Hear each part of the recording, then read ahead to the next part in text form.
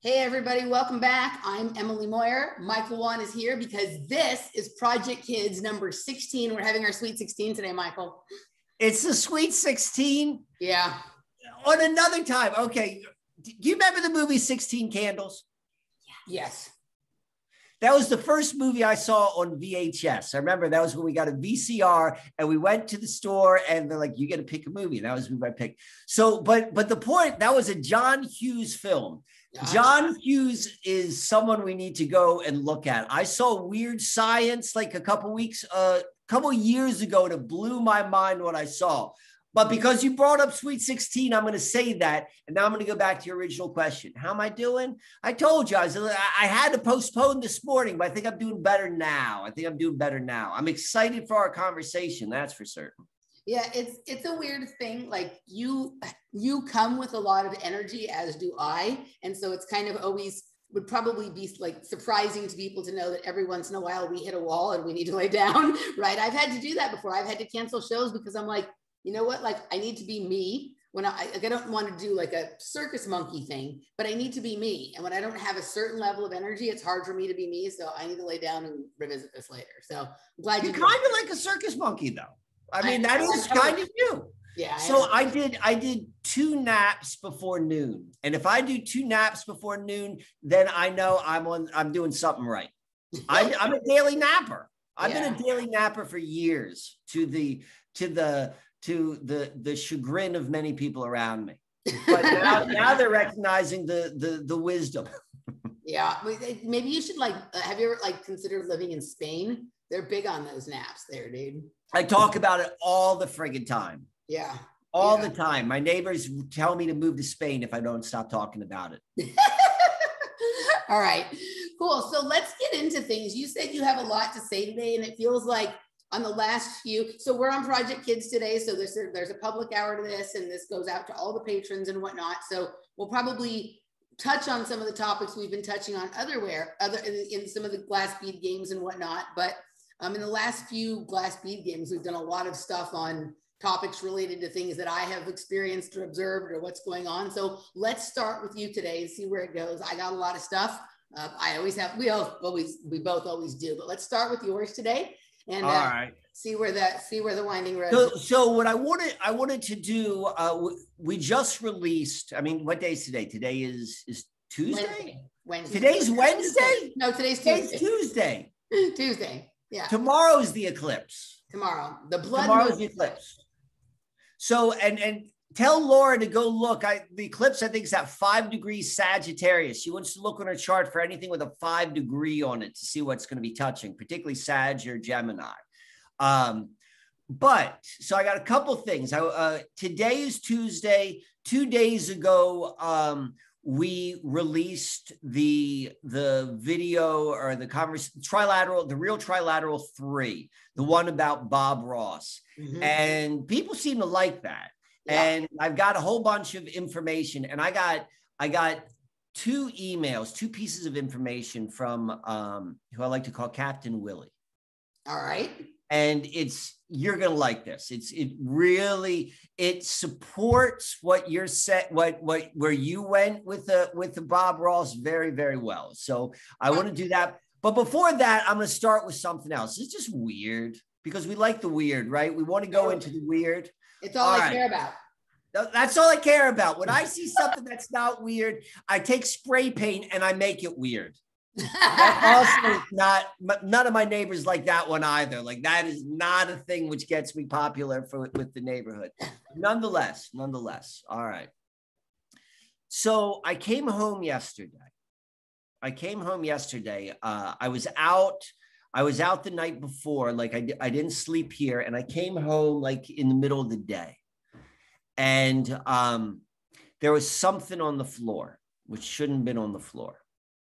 All right. So if you could see behind me over this shoulder right there, can you see on that wall? There's I'll even move it over here. I've got this. Yeah.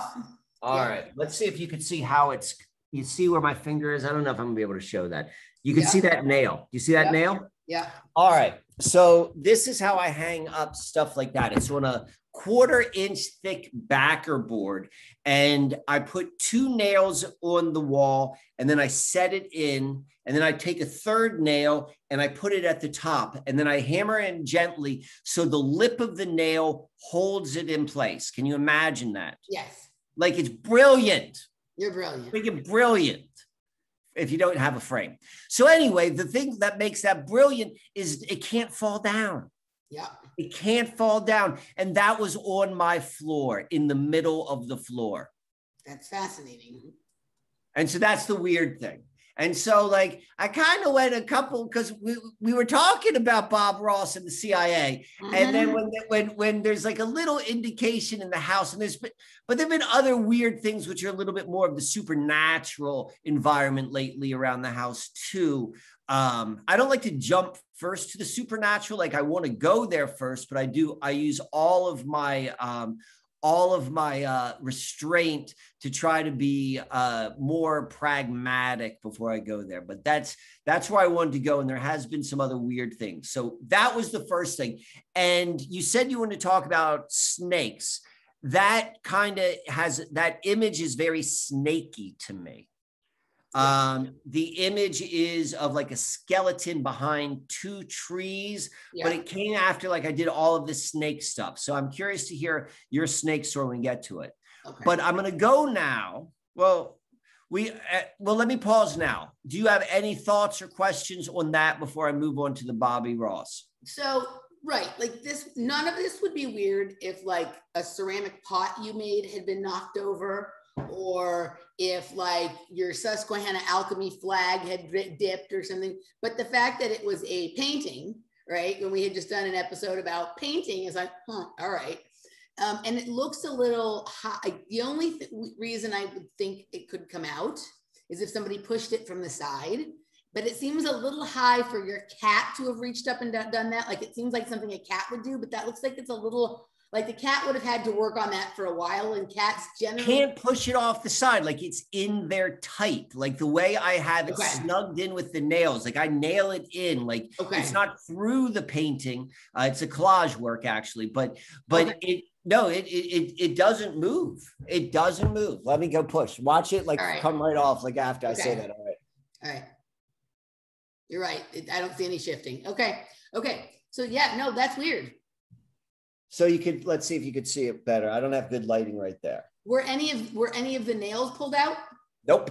Oh, that's fucking really weird, dude. All right. Somebody did that because they took it out and then they put the nails back in. Well, you can slide it out. Like you can go and it just requires like a little bit of effort, and not like hard effort. It's just like detailed effort. You're like, okay, let me go and just be gentle so I don't rip anything. Or that's why I say it's brilliant, because it holds these things on the walls perfectly, and they're secure. They're not going to fall no matter what. Yeah.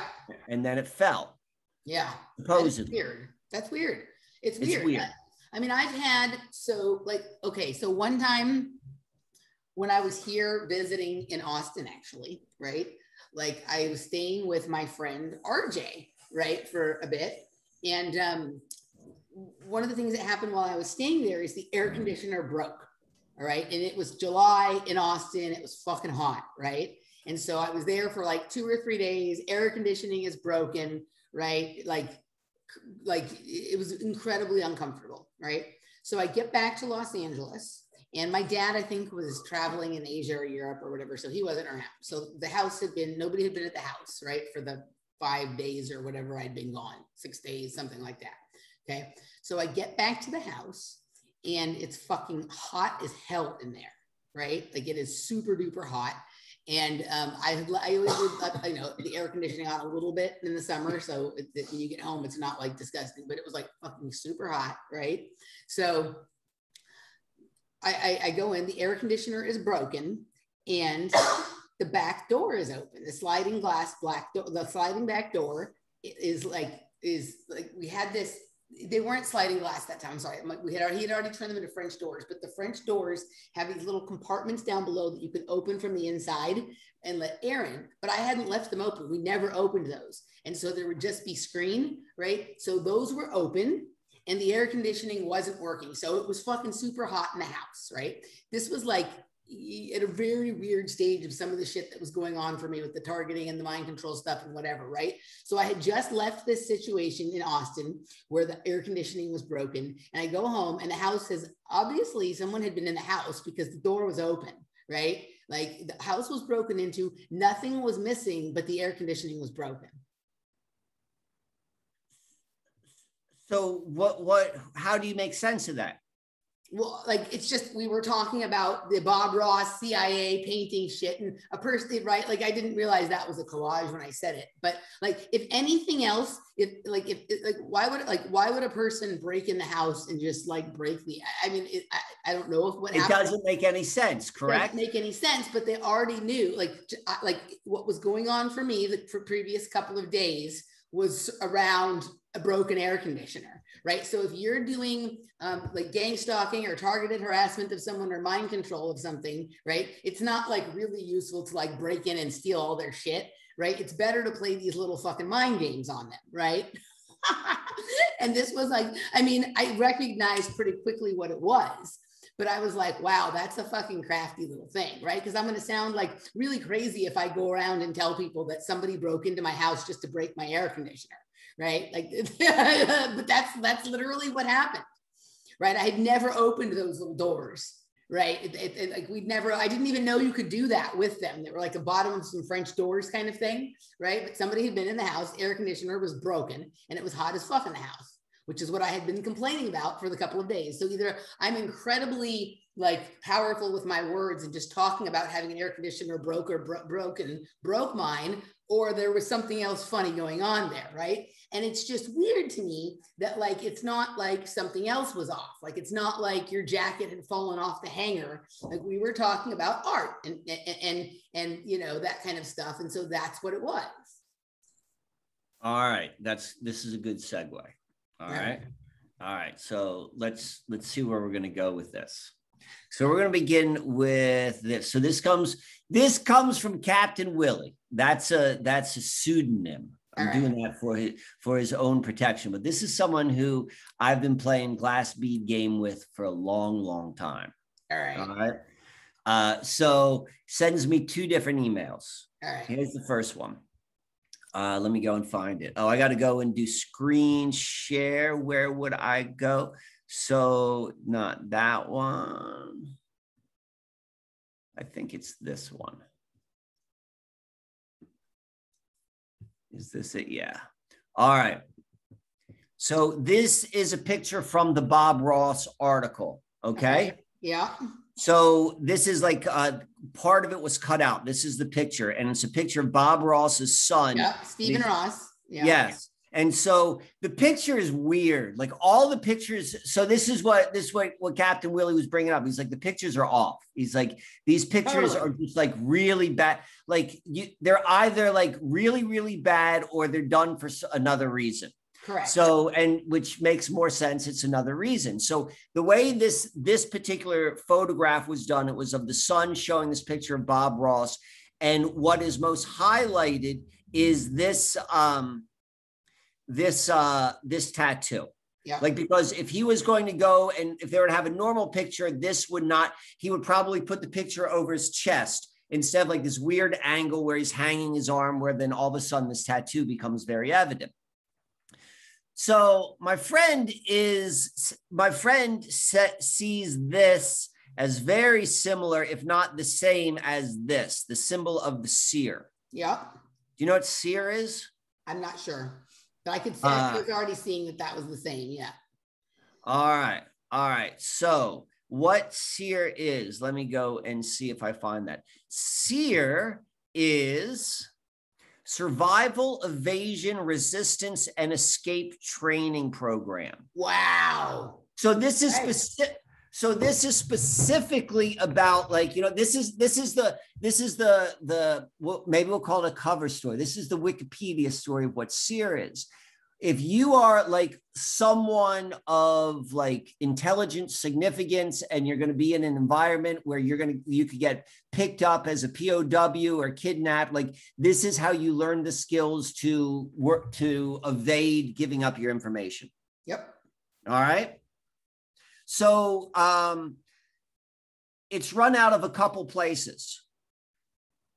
One of them is the Air Force Base in Alaska. Yeah.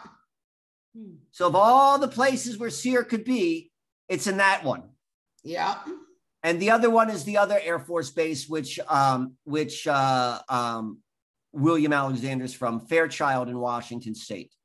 Okay. Yep. So so that's a pretty big hit, correct? Correct. Okay, so let's keep going. All right. So I couldn't tell. Like sometimes your poker face, Emily. No, well, you're go like, back, right, go back to that. right, okay. Like, you know, a broken clock's right twice a day, Mike. It's right twice a day. Maybe. No, just go back to that Wikipedia entry real fast. All right. Because now we're gonna you got to see the second part. Okay.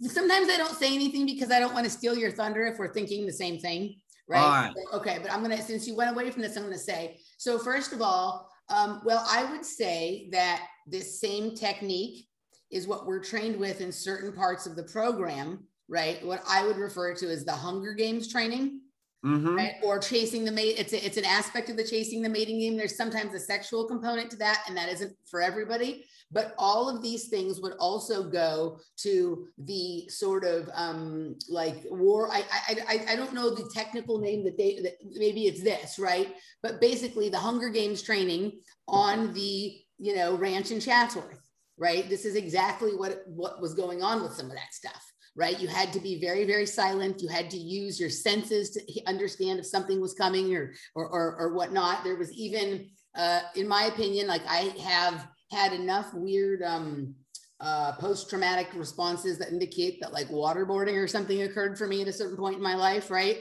That this is what this stuff is. But here, waterboarding was developed by this group. Okay, I didn't know that, right? So funny, today I had a meeting with a patron client kind of thing, and he was from, he teaches at a place in Coeur d'Alene, which is where the whole story started in that article, right?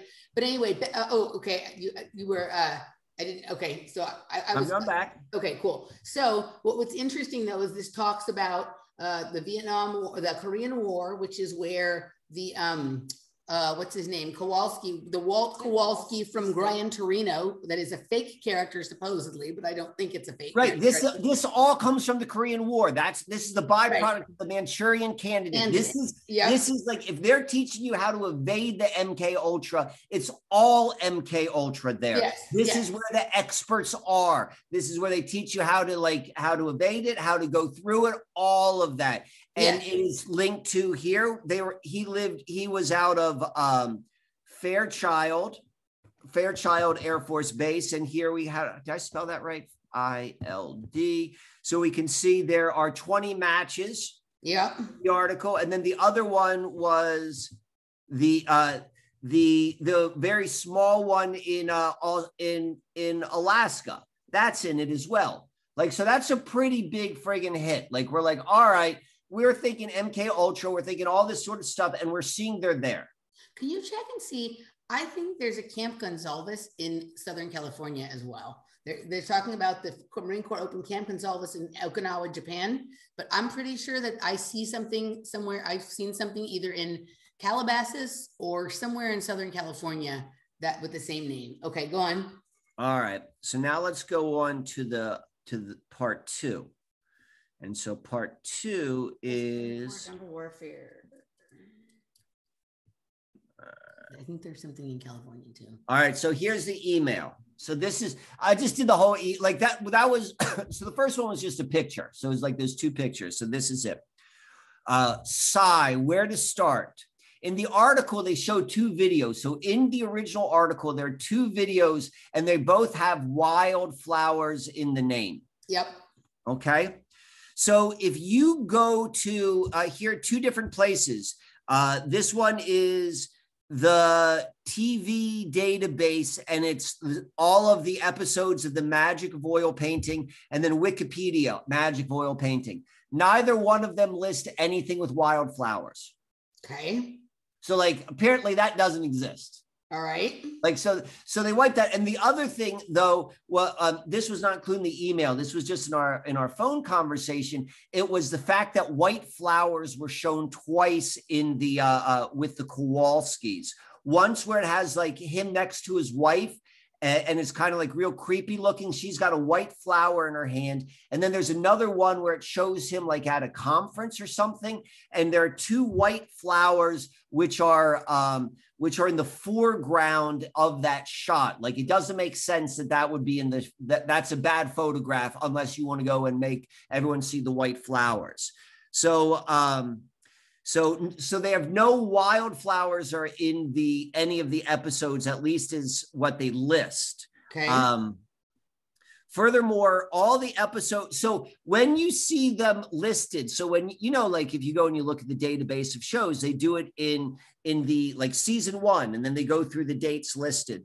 So they're also within each season, each title is alphabetized for whatever reason. So like episode 1 in season 1 starts with an A, and then episode, like however many episodes are in the first season, it goes it's alphabetized. And then that happens again with each next season. Mm-hmm. So what else do we have? The only exception is season 2. That's the only one out of order. It was it was aired on May 12th, 1975.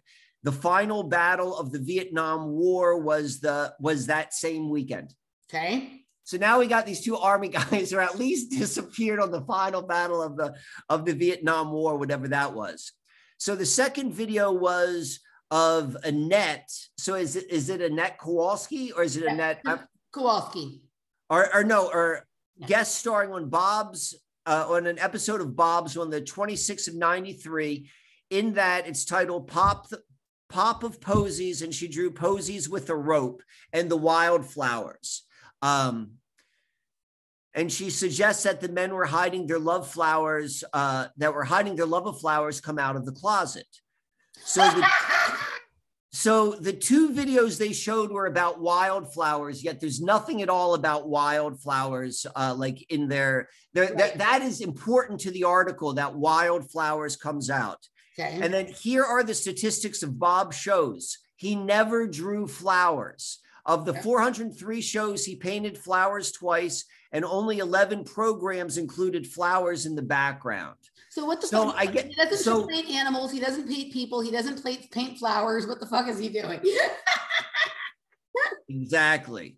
So we see, so the point of this, which I wanted to share, was just like, it kind of confirms or supports this idea of where you are going with this about being like maybe triggers for something else, for like, you know, people who are watching it, maybe even specifically as it relates to some sort of, I mean, Bob Ross Inc.'s in Herndon, Virginia, which is quite close to where, you know, it all is at. Bring it back up. Bring it back up. Which one? Bring it back. The email? The one you did with the wildflowers. All right. All right. All right.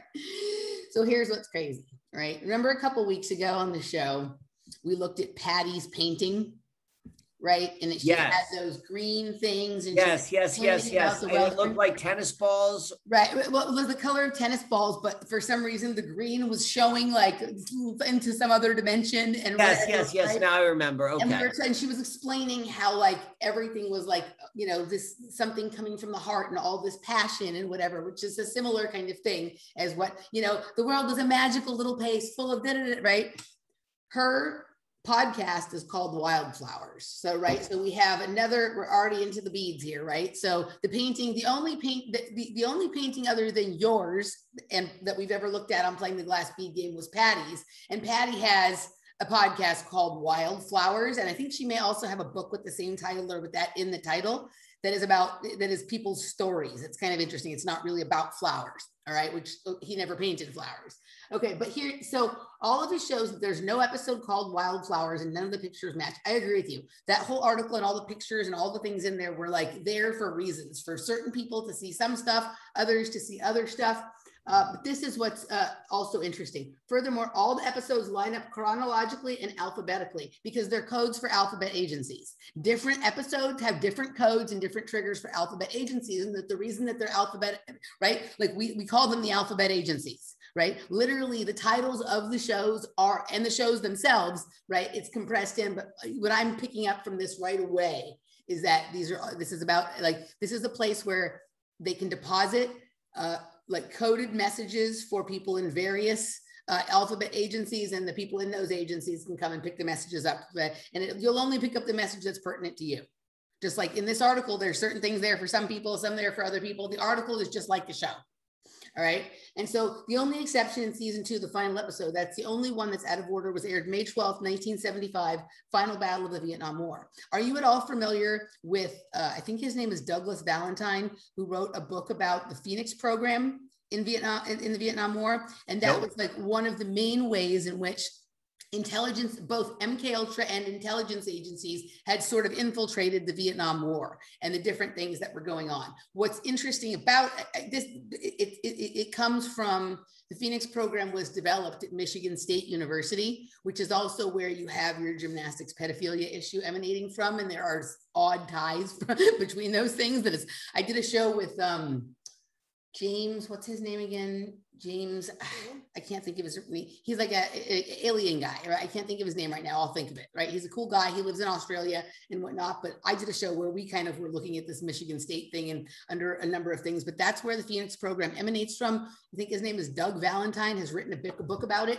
But to me, like, this is where this period right here in the Vietnam War is where this sort of coming together of military and MK Ultra like really wrapped itself together in a way that it hadn't really prior to that.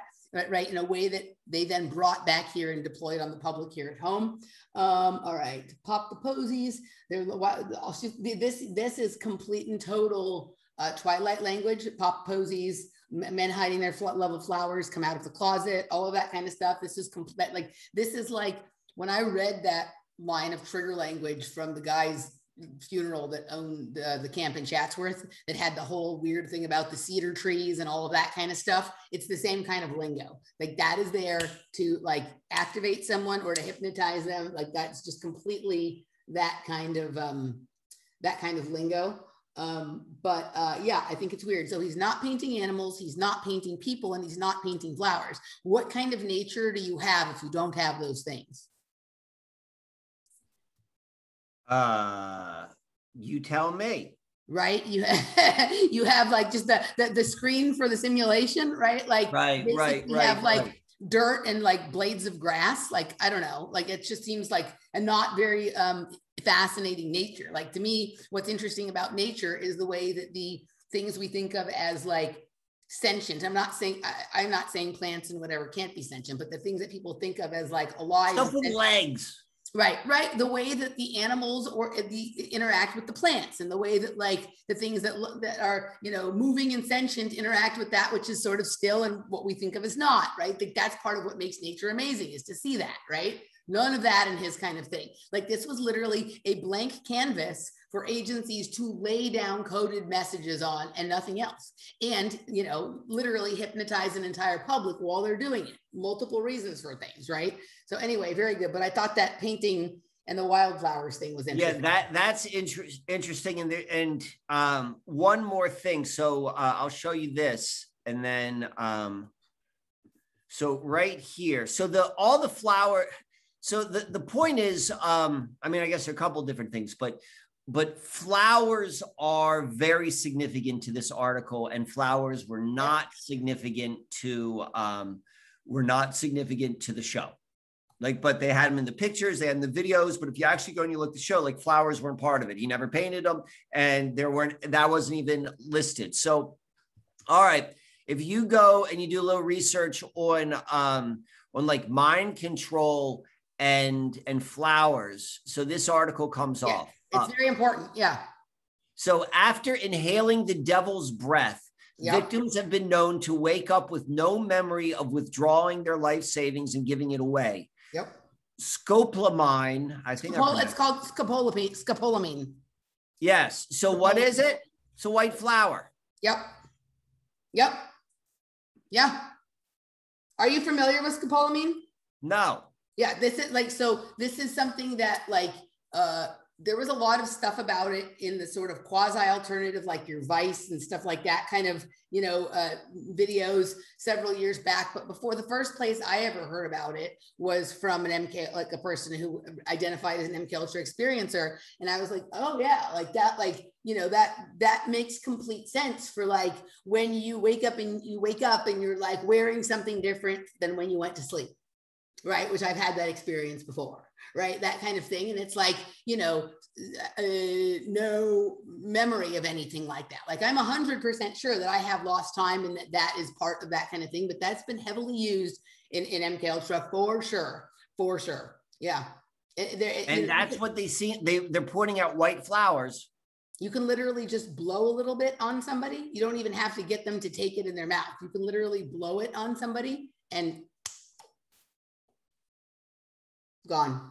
I would imagine if you're in the business of mind control, that's probably a nice tool to have in your toolbox. Yep.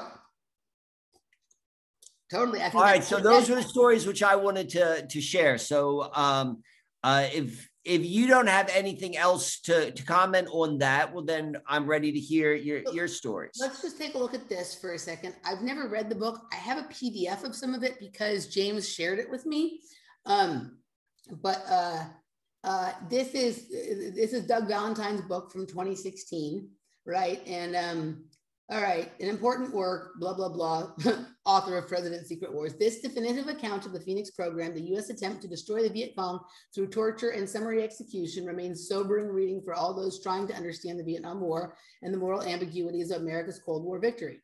Though carefully documented, the book is written in accessible style because this doesn't go into too much about what it is. But apparently, like there is a huge tie-in between, I can't find enough stuff here. I have a PDF of it somewhere, but it gets into exactly what you're talking about, exactly what you're talking about there. All right. We are with birds again, like birds again, and flat. And that, yeah, is that a no? That's a phoenix. That's a phoenix. I know, but it looks like she said it looks like a phoenix, but yeah, no, I think it's a good catch, and I think you're right. I think you're right. I think this whole thing is about the crossover of this sort of military kind of training and programming into, I mean, think about when all this stuff was going on. This stuff was going on in the late 70s and into the mid 80s and stuff like that. That was the high, like that was the prime time of these people, of both the Alexander guy and Bob Ross. And that's the time when they were running those programs here in the United States. Right. And they were running them on young people. And my guess would be that poor little Stephen Ross, as is often the case with people who are agents, their kids wind up in the program. Yeah. Because there's very little information about Stephen, right? Stephen, they're saying, oh, he's had all these troubles and problems. He looked like he was having troubles. I'll tell you from looking at the picture. So, okay. So, Now it's getting weird. You're peeling the onion. You're peeling the onion. I forgot about this. Okay.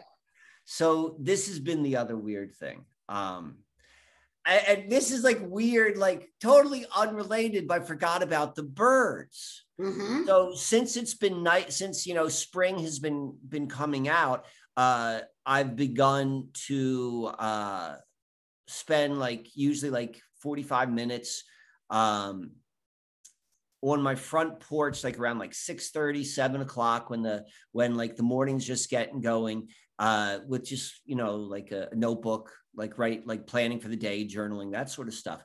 And I've really started to develop a nice relationship with these birds.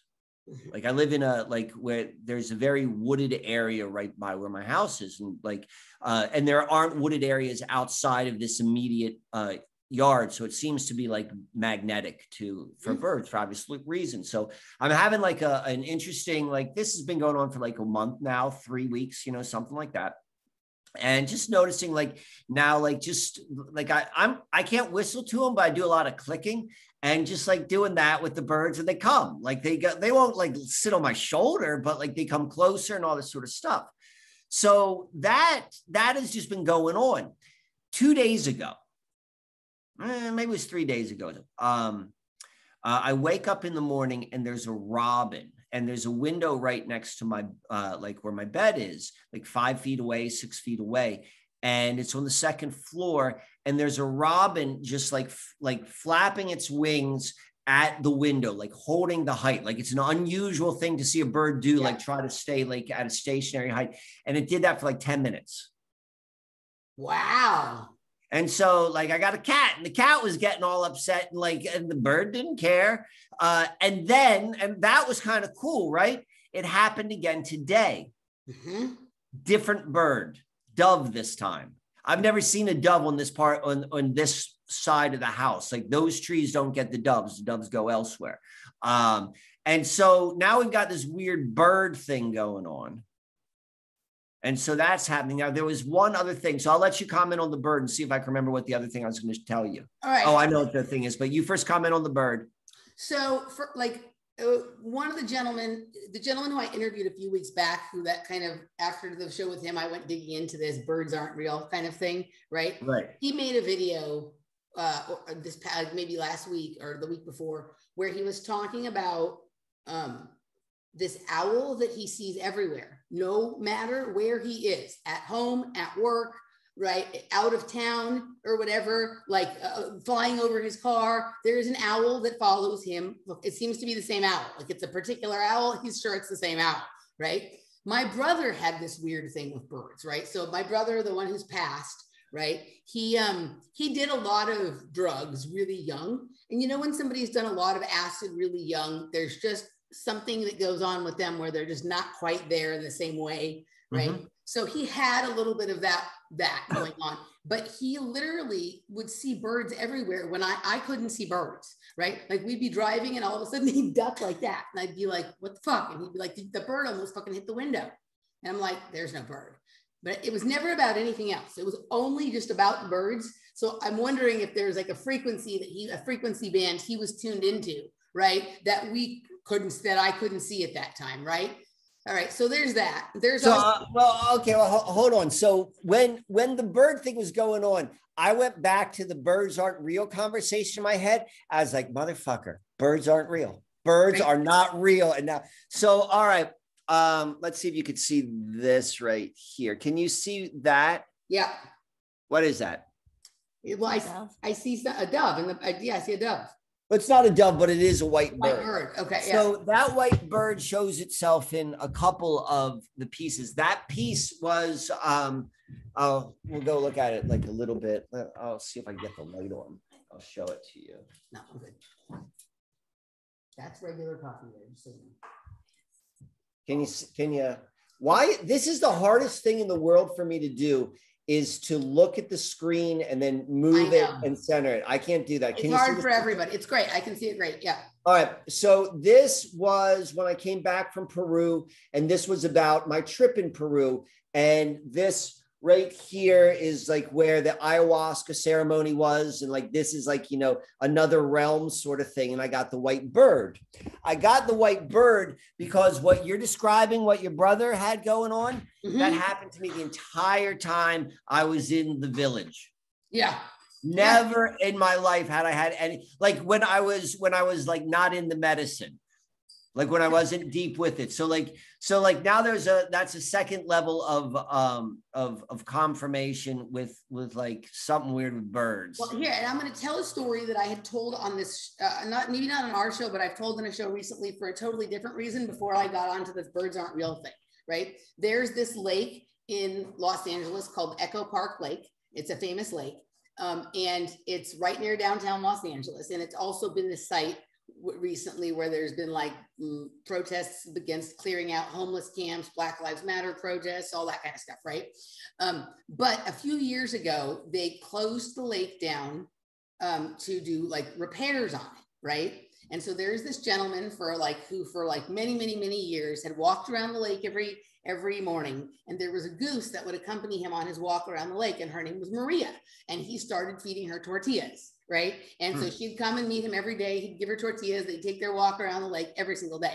Well, when they closed the lake, he couldn't walk there. The goose fucking went and found him in his house a couple miles away, right? And I thought, oh, how sweet, how charming. But if you're a fucking surveillance drone trying to find somebody, it's not so sweet, right? Like, it's a pretty cool trick.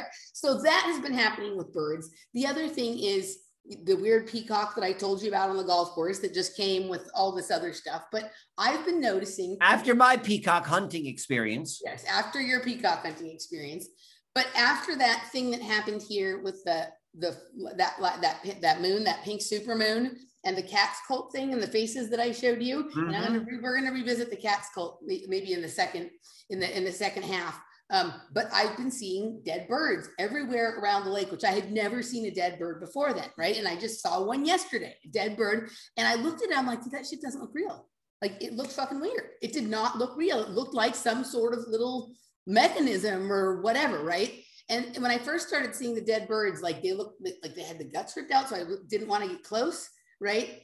Kind of thing. But when I really think about it, it didn't actually look like regular guts that you think. Something else was going on there. So now I'm completely like, right, this is what happened to me. Like, when I heard the birds aren't real thing, it was so stupid. I'm like, this can't be real. But think about this. Like, I watched this time travel, this thing that was called a fake documentary about time travel, and it was like amazing, right? Because they presented it as a fake documentary. So they're hiding a truth in a fake conspiracy. Right. So I'm at least 50% in on this birds aren't real thing. So I was out hiking, I don't know, like a week or two ago, and I came across like all of the feathers of, I'm pretty certain it was a turkey vulture.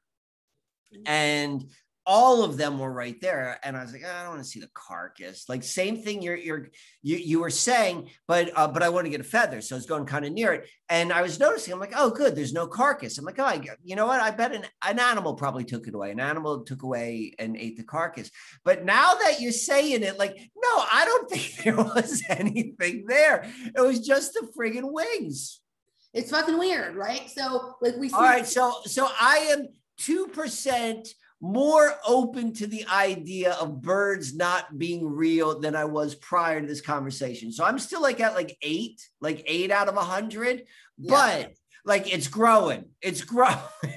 Right. For those who aren't sure what we're talking about, we got into this birds aren't real in a playing the glass bead game episode a few weeks back. So if you want to know everything that we're talking about, you got to follow along there too. But anyway, I suggest everybody go take a look at this very weird birds aren't real kind of thing, because as annoying as it, like, this is it, right? Like, flat, they give us all these ones that like our attention is drawn to, like your flat earth, your QAnon, right? But nobody in the conspiracy world knew about the birds aren't real thing. That's something that's been making the rounds in other circles, that they're hiding it there, dude. Well, it's just like what you said with the documentary on time travel. Like, yes, when you go to the Birds Aren't Real website, like, it's quite evident, or at least the first read is that the person who wrote it is making fun of conspiracies. And I say that based upon the very last line about I forget what it was. I think it was the About Us section. And the last line was like, it was very clear that this guy was being silly about like conspiracies. Right. But now I'm starting, you might be onto something. You might be onto something really friggin' big. Like, that is going to change everything. All right. I got one more thing. Are we good with the birds? There's one more thing I want to say before I hand it over to you again. So I got some more on the birds and the squirrels. But we can come back to them. It's not like a direct link to what you were saying. So you can do your next thing, and then we'll all right. So here's the other thing. I was just, when you were talking about the Project Phoenix, and you went to the book, and I went quickly to Wikipedia. Okay. And so I go and I look at real quick as you were talking, and the first thing that kind of jumps out at me was, I guess they're talking about the history of it. And this guy plays a key role in the beginning. If he wasn't the first guy, he was a big deal with what this program was. And he was the CIA Saigon station chief, Pierre de Silva. Okay. And I got to think, anytime I see Silva, like from the Silva mind control programs, like, do you know what the Silva mind control is? It sounds familiar to me. Is it like one that you're basically like teaching yourself to like get your brain in a certain Totally. It's like, yeah. it's like if you take it's a little bit more watered down than per se, like taking a Monroe Institute class, but it's similar to that. And the Silva mind control system was like real popular, I want to say in the 80s. Yeah. And it's like the story of it is like there's like some guy, I forget like what his job was, but he somehow became this master of self-hypnosis. I think his name was Jose Silva, and he was from Texas. And like, I've spent a lot of time with the Silva mind control stuff. Like I've studied it, I practiced it a lot. Like maybe about 10 years ago, I was doing a lot of it. But the whole time I'm also like, I know that this is like, it cuts both ways. So every time I see Silva, and particularly if it's anything related to anything like outside of the Jose Silva, I'm pretty certain his name's Jose, outside of the Silva mind control system, like I'm like, okay, there's a link. And particularly if it's going to be like CIA, MK Ultra. So we see that. So that to me immediately goes off on Mike's, on my own personal like radar system. But where it gets interesting is, like yesterday, I was kind of like flipping back and forth between two shows. All right. Okay. Like, I don't watch that much, but yesterday I watched something and I can't like watch anything anymore. I get bored too quickly. Like just because it doesn't like, well, I only watch what's on, there's a TV where the boys are allowed to play a video game. And it also has Amazon Prime. So the only thing I can see is on Amazon Prime. That's the only thing that's on there. So, and I'm not going to really pay for anything. I'm just going to see the free stuff. Like that's my limitation of what I see. So I'm flipping back between two things. I start like, I'm watching like a little bit of this, I think it's made for Amazon show, like about, which was inspired by Tom Clancy, like Tom Clancy, the spy novel guy. And it stars the guy from The Office, Jim, whatever his name is. And he's like a super spy. And at the same time, I saw that they had Skyfall on for a free film. And Skyfall's, I think, maybe the first or one of the earlier David, what's his name? It's a James Bond film. So I can't think of the, Daniel Craig. It was Daniel Craig. And I was kind of going back and forth between them. And the first thing, they lined up perfectly. They said the same line at the same time, which was kind of interesting. I'm like, okay, that shouldn't be happening. But then the bad guy in Skyfall, the double turning agent who is the master of reverse interrogation, his name was Silva.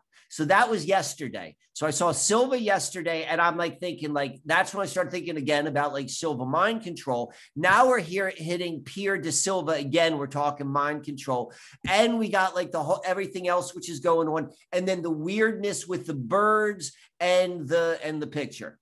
So that's what we got going on. All right. So this is just at the bottom here. Notice it says, go back to, okay. At the bottom it said, officially, Phoenix operations continued until December 1972, although certain aspects continued until the fall of Saigon in 1975, which was when there was those couple of days off, right? Let's go see if, what was the last fall? So yeah, the fall is, it refers. Fall is April 12th, 1975, and then May 12th was the day of the missing episodes.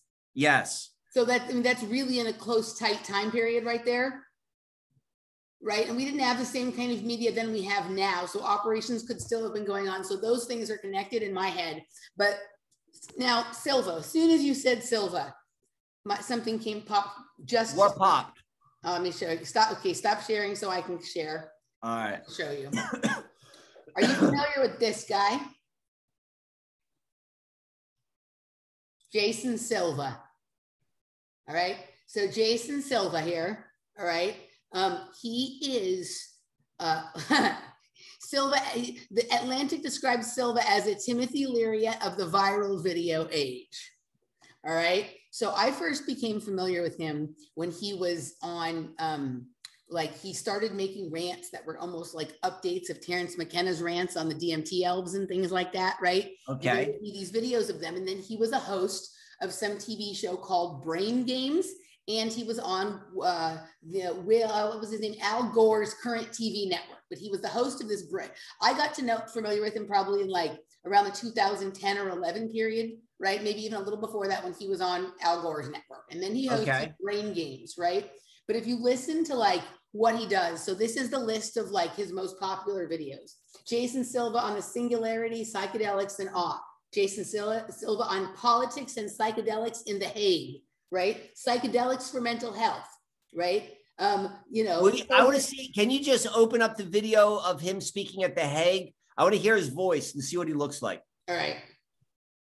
So we'll just play a few seconds of it because I don't want to get our thing dinged for showing a video, but let's get some. So there's a government laws and everything like that. And then they should have a guided trip. A psychedelic trip. A guided psychedelic trip. And they should do this several. Is that him? No. Trips before they can actually get into power. And do what it is that they have to do. So let me stop the share for a second and share. That's him. So everyone's in a suit and he's wearing the sneaker and the t-shirt, right? Hold on a second. Wait, let me share volume. I just realized I wasn't sharing volume on the share, so people might not be able to hear it well. So I'm sharing volume now. We're going back to the video. Here we go. The top down and not be forced upon them like from the bottom up as we feel that it has to be done. What would you? Thanks for bringing such a wonderful controversial topic to the forefront. I think the first disclaimer should be is we're not talking about people taking drugs, okay? This is not cocaine and methamphetamine. We're talking about what psychiatrist Stanislav Grof called potentially a microscope for psychiatry. We're talking about molecules that are processed in the brain in ways that give rise to subjective experiences that are some of the most transformative and meaningful experiences that people have in their lives. We're talking about compressing potentially 30, 40 years of talk therapy into 8 hours. Now, Imperial College of London, Johns Hopkins University. Oh, wait, Imperial College of London, Johns Hopkins University. Weren't they the ones responsible for 30 days to flatten the curve? Yes. Other think tanks around the world have been performing studies with psilocybin mushrooms. And look at his shirt. His shirt is an eyeball with central heterochromia and multiple colors around it. With MDMA to treat people with PTSD, treatment-resistant anxiety, treatment-resistant depression, because these compounds. So the whole thing, basically, when MK Ultra 2.0 began, it was all with the drugging of the people under mind control, right? Now they're pushing for the legalization of psychedelics because the entire population is about to undergo what we underwent in the 70s and 80s. Yes, and this was released on April 19th. I just want to add too. 2017. Which is interesting when we get into something that I'm going to talk about a little in the second half of this show, that this is from 2017. The videos of his, there was one video of his I watched a couple times where he could literally like did almost like a summary, like his updated version of summary of like something that Terence McKenna would take an hour to explain in like, you know, a minute and a half, right? When he's talking about uploading your consciousness and the machine elves and and all that kind of stuff, right? So this is Jason Silva. But look at just a few quickly of the other titles. Why is this not doing anything? Hold on a second. I'm trying to go back. Here. Okay. Like look at the programming the psychedelic, right? This might be it. Hold on. No, that might not be it. But programming the psychedelics, how to transform your brain and overcome trauma. Just like what were you talking about, the Silva method? How to transform your brain, right? Is basically what the Silva method is. Drugs as tools for spirituality. So I don't know if there's any connection between these various Silvas, but when you said Silva's got something with this military grade mind control, and then also like passing it on to the public. Right. Like that's what the Silva technique was. It was like, you know, it was to learn to speed read or to, you know, stuff like that. Like, you know, those were the implications. What's another way you could, he was on a TV show called Brain Games. What's another way of perceiving the name Brain Games? Mind games, maybe? Mind games, mind control. Yeah. Like he hit all the hot buttons of all the right organizations, right? You know, he's at the Hague. He's like, I wanted to hear him speak off the cuff. That's what I wanted. I didn't want to hear him do his like that was what I wanted to see. And like he starts dropping like, you know, all of the same people who are like pushing the same storyline. Yeah. So I'll find you the particular rant that I was most familiar with from a couple of years ago. Maybe I'll post it with the show notes, or I'll send it to you. We can revisit that, right? But it was basically just like he was talking about compressing 40 years of psychiatry into an 8-hour trip, right? Well, he compressed about 40 minutes of a Terrence McKenna talk into about a 2-minute video.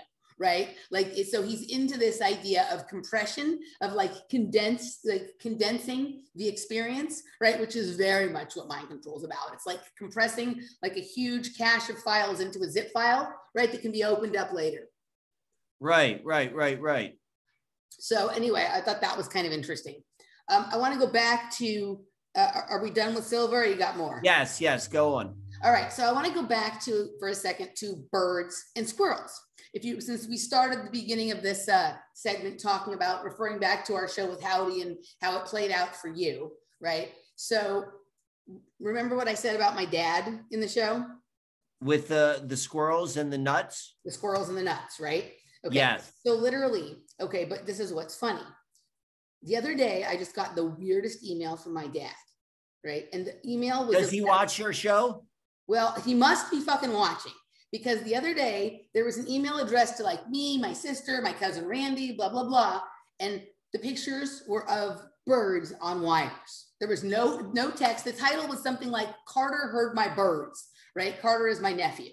Okay, my dad, that's his Carter, right? Carter's adorable and whatever. But there was 2 pictures in the email, no text, birds on wires. And then today, while we're literally driving home before we do the show here, right? We're talking to my dad on the phone in the car. And my dad tells me he just put the nuts out on the table and he's waiting for the squirrels.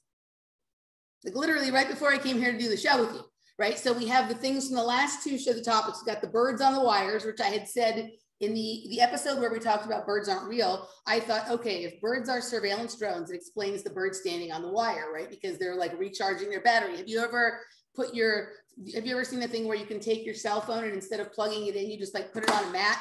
And it's charging, like there's like these little mats and you just put your phone on it and it charges. I've seen those mats and I'm suspect of them, but go on. Right, but the wire, like the bird standing on the wire would just be like that, right? You don't even have to plug in, you can just stand on it. Yes. Right? So he sends me fucking, like his mind control is revealing itself whether he knows it or not, right? But literally, that was the most important thing he said is I've got that nuts out on the table and I'm waiting for the squirrels. Like that's what my dad is spending his day doing. So like if there is and again, my dad, in my opinion, would have been operative during this point in time that we're talking about, 70s and 80s and whatnot. Like, what if those are somehow part of his code, right? And so literally, at the time that article that I read a little bit about the pea pod, the squirrel thing, that came out with about 3 or 4 weeks after the pandemic lockdown started. That's about the time this bullshit with the squirrels with my dad started. And like my dad is this is the person who used to travel the world. He would go on 3 or 4 international trips a year. And now he is content to sit in the backyard with the nuts and wait for the squirrels. It's fucking weird, dude. I'm just saying. So the question I was thinking as you talk about parents and so forth, what's the white flower? What's the devil's breath called again? The S word? Scopolamine. Scopolamine. After you've been scopolamine 10 times, what do you think the residual effects are? Alzheimer's? Is it Alzheimer's? I don't know. Don't you think that would be a really good possibility? The other thing is like there's all sorts of memory issues. All sorts of memory issues, but there's also a term that we hear like bantied around a lot in certain kinds of worlds, like particularly people who think they've been abducted by aliens and stuff. And that's the term being scoped. Right? People okay. Who, right? Like they've been, when they have the people they think they've had probed or scoped or something like that, right? But it's also like when you scope something out, right? So what if scoping something out is actually code for what we're talking about? Like birds? No, like somebody, yes, yeah, right? But if somebody says I was scoping this person out, right? What if that literally meant that they fucking scoped them with the scopolamine?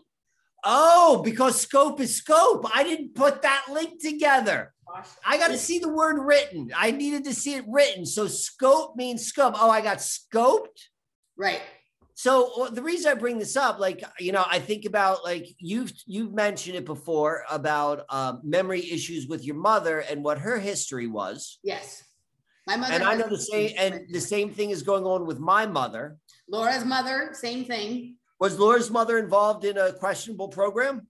I think there was definitely things going on with her family, but there's like Laura and I have like a very weird link. Have I talked about it on the show? No, but it would make sense with with what I'm assuming where you would go, but no, you haven't shared that level of yours and Laura's relationship. Okay, so this was okay. So when I was little, I was in a movie called Rainbow where I played Judy Garland as a child, right? The person who played her next, so like they progressed her in age, right? I was the youngest version. I was the 2-year-old, right? The person who played her next, her name was Andrea McArdle, right? She was a fairly well-known young actress in the 70s and 80s. She was also in Annie and some other stuff like that, right? So Andrea McArdle is from the town that Laura is from in South Dakota. Right. I do remember you telling me this story, but I like hearing it again. Right. So when Laura was little, she went to a birthday party one time and her mom told her to be on her best behavior because Andrea McArdle would be there. And Andrea McArdle had just come back from shooting the movie I was in with her, right? Now, what's interesting. How do I spell her name? McArdle, Andrea McArdle, I think it's MC and then ARDLE. Oh, there she is. She's got a Wikipedia entry. Right. Okay. So that's kind of crazy, right? Like Laura's from a tiny town in South Dakota, right? And I was in a movie with her, with Andrea McArdle in Los Angeles. But one of the things that's super duper weird is, so Rainbow is about the Judy Garland song Rainbow, right? From Wizard of Oz, right? Right. Okay, the town that Laura was actually born in before she lived in the town where she went to the party with Andrea McArdle is the town where the person who wrote Wizard of Oz is from. Mitchell, South Dakota. That's where, is it Frank Baum? Yep. The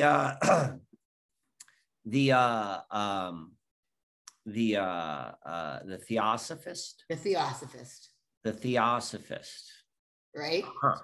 So it's a bizarre little connection, but it's that kind of thing, right? And so her mom is very much like my mom, like, you know, had sort of a conflicted relationship with her child where she both like really wanted her, but didn't quite know what to do with her, drank too much alcohol, had issues with depression, exactly the same as my mom. And her mom's name is Carol Ann and my mom's name is Ruth Ann. They both have the Ann in the middle.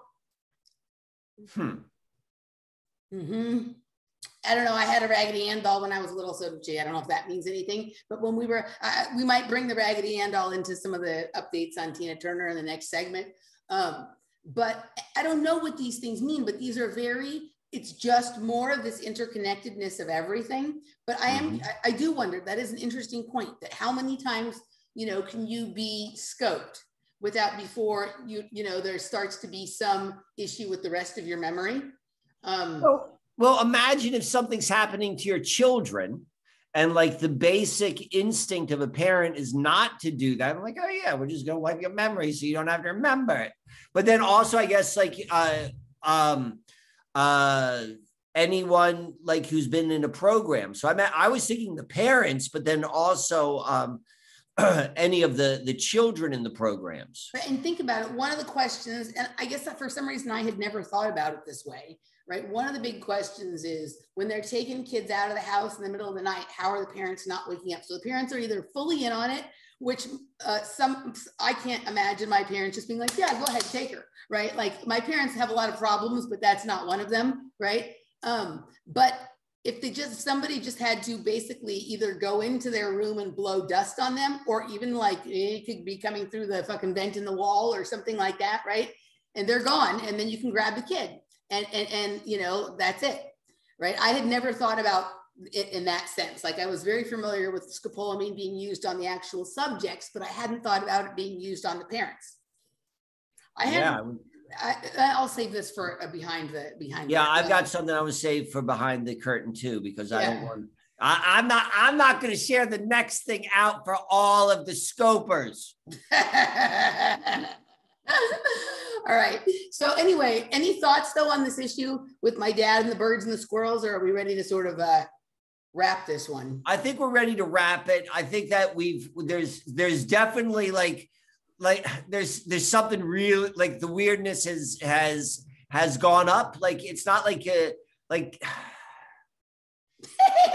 I don't know what to say. The picture when it was that had me more freaked out than any of the birdcage stuff. And I wouldn't say freaked out's the right word. Like I wasn't freaked out. I don't have any paranoia around it, but I'm just like, this one is a little bit more. I'm not certain what to think of it. And now with the birds, didn't we have something like that happen in the house in Van Nuys where there was some weird, I don't remember what it is, but yeah, these things, they're just eerie enough to make you go, huh? I'm not a paranoid person either, but like if I notice that like this is something weird happening in my home, then yeah, it's a little weird. All right, guys, we're going to move over to the patron segment. If you would like to join us for the rest and for all of the other things over there, patreon.com/offplanetmedia, or if you're interested in the content only and none of the interactive opportunities, projectkids.locals.com. Michael, let the people know what you got for them. susquehannaalchemy.com is probably the best place, particularly if you want to do any work together. And it's where you're going to find the catalog of all of the free stuff, all the free content that's out there. And you will also get connected to the premium stuff at Subscribestar. But you could always just go to YouTube and do Susquehanna Alchemy there. Or you could do Instagram, Susquehanna Alchemy. Any of those places will get you what you're looking for. All right. We will see you guys on the other side. Bye-bye.